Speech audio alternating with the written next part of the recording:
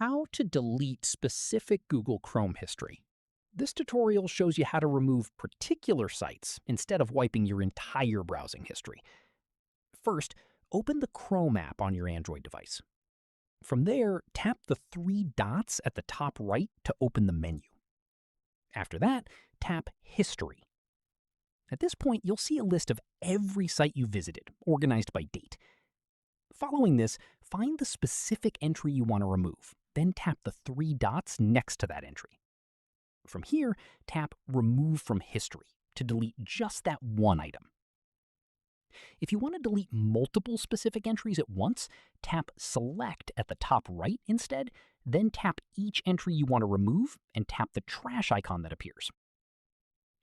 Keep in mind this only clears the browsing history entry itself. It won't remove any saved passwords, cookies, or site data tied to that page, so you'd need to clear those separately from site settings if needed.